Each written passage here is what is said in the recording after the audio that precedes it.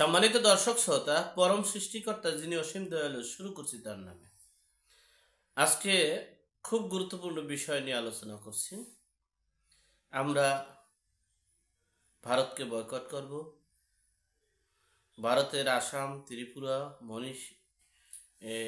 মণিপুর সব যা আছে, 7 সিস্টার্সকে দখল করব। আমরা ভারতকে উচিত শিক্ষা দিব। কিন্তু দুঃখের বিষয়, ভারতরা প্রতিদিন আমাদেরকে উচিত শিক্ষা দিচ্ছে, কিন্তু আমরা সেটা না দেখেও না দেখার ভান করছি। প্রতিটা দিন, এমন কোনো দিন নেই যে বিএসএফ গুলি করে হত্যা করেনি, গুলি করেনি বা এই লোকজন আটক করেনি, লোকজন নিয়ে যায়নি। প্রতিনিয়ত, এমনকি বাংলাদেশে ভারত খোলা চিঠির মাধ্যমে প্রায় 600 লোকের এই উচ্চ পর্যায়ের কর্মকর্তারা স্বাক্ষরিত খোলা চিঠিতে বলেছেন, বাংলাদেশে মানুষের জনজীবনের নিরাপত্তাহীনতায় ভুগছেন। এমনকি শুধু ভারত বলেনি, আমাদের চরমনাইয়ের আমির ফজলুল হক তিনিও বলেছেন যে বাংলাদেশের মানুষ জননিরাপত্তায় ভুগছেন। যাই হোক, সবচেয়ে বড় বিষয়টা দেখেন, বাংলাদেশের মিনিমাম 10টি মামলা হয়েছে শেখ হাসিনার, যে মামলার আসামিরা শেখ হাসিনাকে জানে না। হত্যা মামলার আসামি হয়েছেন শেখ হাসিনা, কিন্তু হত্যাকারী দিব্যি ঘোরাফেরা করছে। আপনারা দেখেছেন আলামিন নামের। এরপরে হত্যাকারীর মামলা করেছে শেখ হাসিনার নামে, বাদী নিজেই জানে না কখন মামলা হয়েছে। আপনারা দেখেছেন গতকালকে মিডিয়ার মাধ্যমে আপনারা জানতে পারছেন হয়তো বা অনেকেই, যে গণ অভ্যুত্থানে হত্যা হয়েছে, সে হত্যার মামলা করেছে, সে মামলার আসামি শেখ হাসিনা আছেন। কিন্তু দুর্ভাগ্যবশত শেখ হাসিনা হত্যা করেছেন, কিন্তু শোনা যাচ্ছে ট্রাকের তলে পড়ে মারা গেছে। এখন অনুসন্ধানে বের হয়েছে যে তিনি ট্রাকের তলে পড়ে মারা গিয়েছেন। এই যে মামলা হয়েছে, 250-র অধিক মামলা করেছে তার ভাই আসামি দিয়ে। এই যে সাদাবাজি, রংবাজি, কত কিছু করেছে। এই দেশের অবস্থা দেশটাকে একটা নৈরাজ্য সৃষ্টি করেছে। কেন? আমরা বলেছিলাম যে যারা প্রত্যক্ষ অপরাধের সাথে সম্পৃক্ত, যারা অপরাধ করেছে প্রত্যক্ষভাবে, সেই অপরাধের বিচারের আওতায় আনা হোক। আমি বলেছিলাম যে 5ই আগস্ট আমাদের গণবিপ্লবের ফলে আমরা যে নতুন অধ্যায়, নতুনভাবে কার্যক্রম শুরু করব, এই আগস্ট মাসের 1 মাস শুধু অপরাধীর বিরুদ্ধে মামলা হবে এই গণ অভ্যুত্থানের। এরপরে যত মামলা হয়েছে সকল মামলাগুলো ভুয়া এবং জনজীবনের নিরাপত্তাহীনতার হবে এবং দেশের আইন শৃঙ্খলা বলতে কিছু থাকবে না। সেটাই আস্তে আস্তে প্রকাশ পেয়েছে।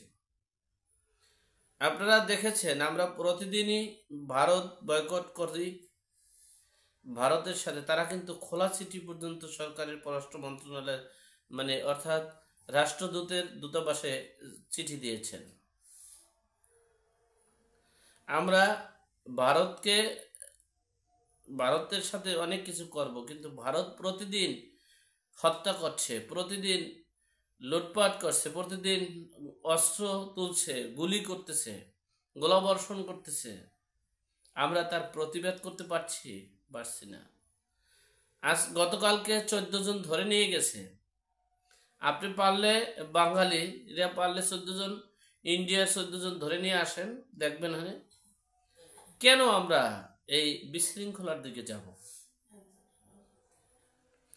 উপদেষ্টা আসিফ মাহমুদ সজীব ভুঁইয়া বলেছেন যে গণবিপ্লব, আমরা যে বিপ্লব করেছি সে বিপ্লব শুধু একটা নির্বাচনের জন্য করিনি, যে একটা সরকারকে হটাইয়া নির্বাচন দিয়ে আর একটা সরকারকে বসাবো সেজন্য না। আমি তাকে এই কথাটার জন্য তাকে ধন্যবাদ জানাই। দেশের সার্বিক পরিস্থিতি আগে নিয়ন্ত্রণে আসতে হবে। দেশের সকল অপরাধী, প্রত্যক্ষ পরোক্ষ নয়, পরোক্ষভাবে যিনি, আমি অপরাধ করেছি এই জন্য কি আমার বাবার ফাঁসি হবে? প্রশ্নই আসে না। তাহলে প্রত্যক্ষ যারা অপরাধী তাদের বিচারের আওতায় আনতে হবে। এরপরে গণ অভ্যুত্থানে যারা বিজয়ী বিপ্লবী সন্তানরা এবং আহত সন্তানরা মিলে একটা রাজনৈতিক প্ল্যাটফর্ম করবে। সেই প্ল্যাটফর্মে থেকে যত অপরাধী আছে 1971-এর চেতনাকে ধারণ করে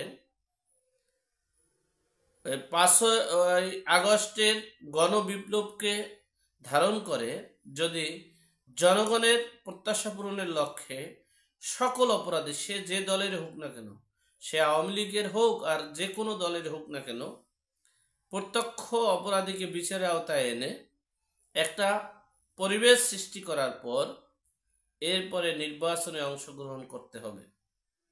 এর আগে কোনো নির্বাচন হওয়া উচিত বলে আমি মনে করছি না। কারণ বিশ্বের সকল দেশগুলো বুঝতে পেরেছে যে শেখ হাসিনার চেয়েও যে তারা কত অপরাধী। তারা দেশের জন্য একই সময়ে 64টা জেলায় বোমা ফুটছে তার আমলে। 21শে আগস্ট গ্রেনেড হামলার মতো হামলায় বাংলাদেশে হয়েছে, সে হামলার মামলা খারিজ করা হয়েছে।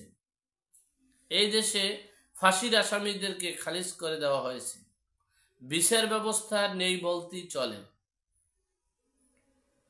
এখন সেই বিএনপি গুপ্ত ঘাতক শুরু করেছে যে সমন্বয়কারীদেরকে হটাইতে হবে, দেশকে রক্ষা করতে হবে। সমন্বয়কারীদেরকে ধ্বংস করতে হবে, দেশকে রক্ষা করতে হবে। কেন? আমরা এগুলো চাই না। আমরা কোনো প্রতিশোধমূলক আচরণ দেখতে চাই না। আমরা প্রতিহিংসার আচরণ আমরা দেখতে চাই না। আমরা চাই এই দেশটাকে একটা সভ্য সমাজে পরিণত করতে হবে। দেশের আপামর জনগণকে একটা জনজীবনের নিরাপত্তা দিতে হবে। এটাই মূলত আমরা চাই। দ্রব্যমূল্য ঊর্ধ্বগতির কে নিয়ন্ত্রণে আনতে হবে। আর আমি এই তরুণ উপদেষ্টাদেরকে বলবো, আমাদের প্রতিবেশী দেশ ভারত, আমাদের ভারত পছন্দ না। আমরা আমাদের সিস্টেমে, আমরা আমাদের ওয়েতে, আমরা আমাদের কৌশলে এগিয়ে যাব। কিন্তু ভারতকে উস্কাইয়ে দিয়ে ভারতের সাথে যুদ্ধের দিকে ধাবিত করে এই সীমান্তে হাজার হাজার লোক শহীদ হচ্ছে, কিন্তু সেই শহীদের দায়ভার কি আমরা নিতে পারবো? আমরা কি পারবো সেই অত্যাচারিত যে ব্যক্তিরা যারা নির্যাতিত হইতেছে হচ্ছে গত পরশু দিন অর্থাৎ শনিবার দিন, 3-4 দিন আগে শনিবার দিন এই যশোরে গোলাগুলি হচ্ছে। যশোরের মানুষ ঘুমাতে পারে না, একটা এলাকায় কোনো মানুষ ঘুমাতে পারেনি। এই যে মানুষের যন্ত্রণা, এই আমার একটা কথার কারণে, আমার একটা ভাষার কারণে, আমার একটা বক্তব্যের কারণে এই যে যন্ত্রণা পোহাতে হয়েছে, এটা দায়ভার কি আমি নিতে পারবো? পারবো না। সুতরাং আমাদের বুঝে শুনে কথা বলতে হবে। যেমন আমরা আম পাবলিক আছে, আমরা একটা কথা বলতে পারি, আমরা দাবি দোয়া করতে পারি, কিন্তু সরকারের চেয়ারে বসে একজন ব্যক্তি এভাবে কথা বলে দেশটাকে যুদ্ধের দিকে ধাবিত করা আমাদের উচিত হবে না। সমন্বয়কারীদেরকে বলবো, তোমাদের যদি অস্তিত্ব ধরে রাখতে চাও তাহলে সকল অপরাধীকে, যারা প্রত্যক্ষ পরোক্ষভাবে আগস্টের পরও যারা প্রত্যক্ষ পরোক্ষভাবে অপরাধের সাথে সম্পৃক্ত, তাদের বিচারের আওতায় আনা হোক। হাইকোর্টের এজলাসে বিচারপতি, সেই এজলাসের বিচারপতিকে ডিম ছুঁড়ে মেরা হয়েছে, তাদের বিচারের আওতায় আনা হোক। গণহারে হত্যা করা হয়েছে, গণপিটুনি দিয়ে তাদেরকে বিচারের আওতায় আনা হোক। যারা অজ্ঞাত মামলার আসামি করা হচ্ছে তাদেরকে বিচারের আওতায় আনা হোক। যারা শুধু মামলার নামে চাঁদাবাজি করছে তাদেরকে বিচারের আওতায় আনা হোক। সকল অপরাধীকে যদি বিচারের আওতায় আনা হয় তাহলে দেশের জনগণ এখন প্রশ্ন, কে ক্ষমতায় আসবে কে আসবে না সেটা দেখার বিষয় নয়। দেশের জনগণের প্রশ্ন, দেশের জনগণের চাওয়া হচ্ছে তারা যেন নিরাপদে জীবনযাপন করতে পারে, তারা যেন এই বিচার ব্যবস্থাকে ধ্বংস করে তাদেরকে যেন নির্বিচারে হত্যা না করা হয়, তাদেরকে যেন নির্যাতন নিপীড়ন করা না হয়, তাদেরকে যেন এই স্বাভাবিক জীবন যাপন করতে পারে এবং দ্রব্যমূল্য নিয়ন্ত্রণ যাতে থাকে, এটাই তাদের প্রত্যাশা। সুতরাং আমরা বলবো যে যেখানে আছি, যেই সমাজে আছি সেখানে সবাই ঐক্য গড়ে তুলবো, সকল অপরাধের বিরুদ্ধে রুখে দাঁড়াবো। দেশে সঠিক ন্যায় বিচার প্রতিষ্ঠা হবে না জানি, তারপরও চেষ্টা করব আমরা যাতে আর সামনে দুরবস্থা না হয় সেদিকে লক্ষ্য রাখব। আমরা এই দেশের জনগণের কথা চিন্তা করে আমরা সকলে ঐক্যবদ্ধ হয়ে দেশের কল্যাণে, দেশের জনগণের কল্যাণে কাজ করার জন্য এগিয়ে আসার আহ্বান জানিয়ে আজকের মতো এখানেই শেষ করলাম। ভালো থাকবেন, সুস্থ থাকবেন। আসসালামু আলাইকুম।